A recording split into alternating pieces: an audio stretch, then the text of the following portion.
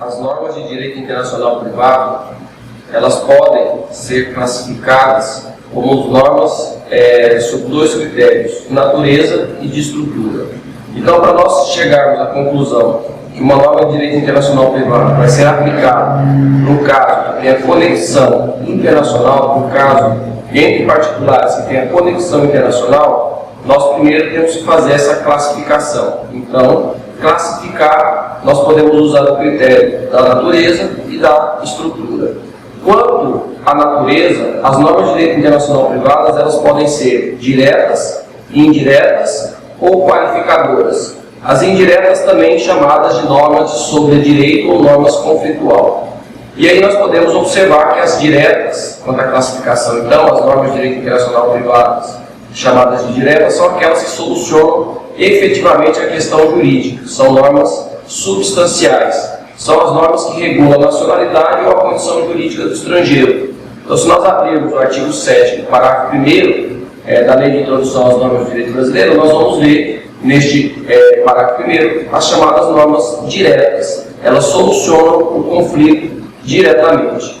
Por outro lado, nós temos as chamadas normas indiretas ou conflituais, ou normas de sobredireito, que são aquelas que têm como finalidade tão somente indicar em suas situações conectadas com dois ou mais ordenamentos jurídicos qual direito vai ser aplicado. Então, elas não solucionam o litígio diretamente, mas apenas indicam qual sistema jurídico deve ser aplicado. Por isso são consideradas normas instrumentais. Então, só para a gente deixar bem claro, essas normas relacionadas então ao sobredireito são as normas que indicam, são as normas que simplesmente fazem a indicação do direito aplicado. Então, nós podemos falar que o aplicador seguirá a norma de direito internacional privado como se for uma seta indicativa para o direito aplicável. Então, se nós abrirmos o artigo 7º, caput da LIC, da Lei de Introdução às Normas de Direito Brasileiro, nós vamos ver que fala que para o estatuto pessoal da pessoa física aplica-se então a regra do domicílio. É uma regra tão somente indicativa. E aí nós temos, além então da classificação quanto à natureza direta ou indireta, nós temos chamadas normas qualificadoras, que elas são conceituais, são necessárias para a boa aplicação do direito, principalmente para as normas indiretas, das quais são acessórias. Então nós temos aí que as normas qualificadoras, elas destacam-se principalmente com relação à ordem pública, fraude à lei, essa qualificação com relação aos elementos de conexão, as questões prévias ou direito adquirido. Nós temos que as normas qualificadoras, nós vamos identificar o instituto jurídico. Então nós temos como exemplo, nós temos o furto, nós temos o roubo, nós temos a apropriação indébita. Então nós temos que qualificar o direito material envolvido para descobrir qual instituto jurídico nós vamos utilizar. Então mais à frente nós vamos falar sobre as normas qualificadoras, que qualificar nada mais é do que fazer uma classificação. Então nós vamos conceituar e classificar, nós estaremos qualificando. Então nós vamos adentrar mais à frente com relação a esta qualificação. Então, quando nós falamos de normas de direito internacional privado, nós podemos classificar quanto à sua natureza e quanto à sua estrutura. Quanto à natureza, elas podem ser diretas, que é aquelas que solucionam diretamente o conflito, que são as exceções. Tá? As normas de direito internacional privado, elas não têm por características ter essa solução dos conflitos, mas a regra é que as normas de direito internacional privado sejam indiretas ou normas de sobredireito, aquelas regras indicativas. E aí nós precisamos, para aplicar essas regras indicativas, desta qualificação. Então nós vamos qualificar o instituto jurídico para depois aplicar a norma de sobredireito. Então nós temos aí que as principais regras de direito internacional privado serão indicativas. E nós podemos classificar as normas de direito internacional privado quanto à sua estrutura. As normas de direito internacional privado podem ser unilaterais, que aí nós vamos observar que seria a questão que o próprio Estado declara apenas uma ordem jurídica que vai ser aplicada, ou podem ser normas bilaterais, quando o objetivo é procurar a lei mais adequada para a solução do conflito, que nós vimos a teoria do pêndulo, que se aplicaria essas regras bilaterais. Então, ou o legislador pode tratar de ser territorial ou extraterritorial, que é a questão das normas unilaterais, ou pode ser, então, regras bilaterais, na qual nós vamos ver que existe, então, a aplicação dos chamados elementos de conexão. Então, a tendência do direito internacional privado brasileiro é de formular normas bilaterais. Então, no artigo 7º, no artigo 16 da Lei de Introdução às Normas do Direito Brasileiro, nós vamos ver que a grande maioria das regras que estão lá são regras bilaterais, na qual o legislador coloca quais serão os elementos de conexão a serem aplicados. Então, nós podemos falar que as regras de direito internacional privado são normas indicativas ou indiretas e que as suas principais normas de direito internacional privado têm por objetivo indicar as relações jurídicas com conexão internacional, com dois ou mais sistemas jurídicos, qual dentre eles deve ser aplicado para as questões de capacidade, para os institutos de direito de família e os institutos de sucessão, e para os contratos, aonde vai ser solucionado o conflito, onde ele foi celebrado, ou com relação à nacionalidade das partes. Então nós temos aí que seria considerada a nacionalidade, o domicílio, a residência habitual, o local da assinatura do contrato, o local do cumprimento da obrigação, ou o local da situação do bem. Então nós teríamos aí que essas normas bilaterais teriam relação principalmente com o meio, de qual o direito foi realizado.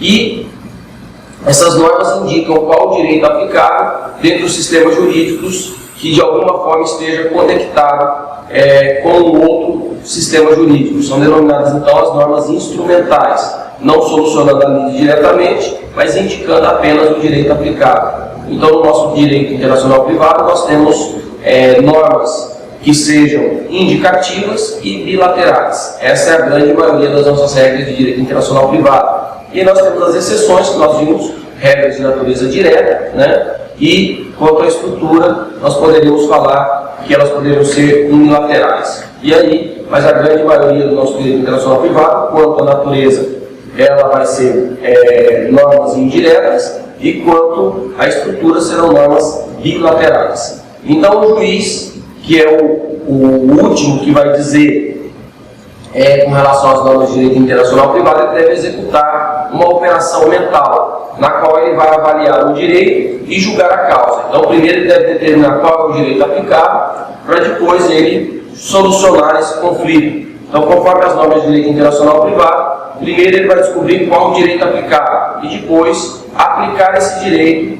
ao caso concreto. Então, nós teríamos aí a afirmação do professor Jacob Dollinger, que o juiz, quando faz isso, ele vai estar sentado aqui como se estivesse lá. Ou seja, ele vai estar aqui no Brasil e, se for aplicável o direito estrangeiro, ele vai solucionar como se estivesse lá no estrangeiro. Então, na Espanha, em Portugal, na Alemanha. Então, ele vai pegar o direito desse outro país e aplicar ao caso concreto aqui dentro do território brasileiro. Ou seja, nós teremos aí a possibilidade da aplicação do direito estrangeiro dentro do território nacional.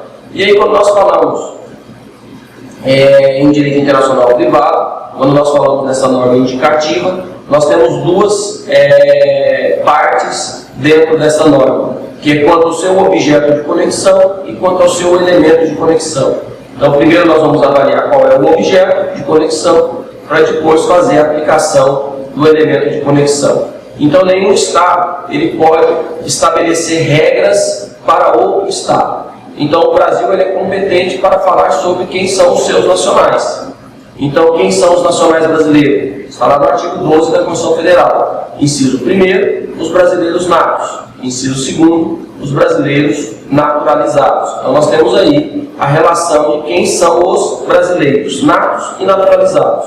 Quem não se enquadrar no inciso 1º como brasileiro nato, ou no inciso 2º como brasileiro naturalizado, desta previsão do artigo 12 da Constituição Federal, serão os considerados estrangeiros. E aí eles estarão numa relação no Brasil, albergado por outras regras, que não as regras destinadas aos nacionais brasileiros natos ou naturalizados, mas eles estarão com uma regra, provavelmente o Estatuto do Estrangeiro, o Estatuto do Refugiado, ou qualquer outra regra dentro do nosso ordenamento jurídico. Então, nenhum Estado pode estabelecer regras sobre nacionalidade de outros Estados. Isso é muito claro. Então, nós podemos falar quem são os brasileiros. E aí, a Argentina é competente para falar quem são os argentinos. A Itália é competente para falar quem são os italianos.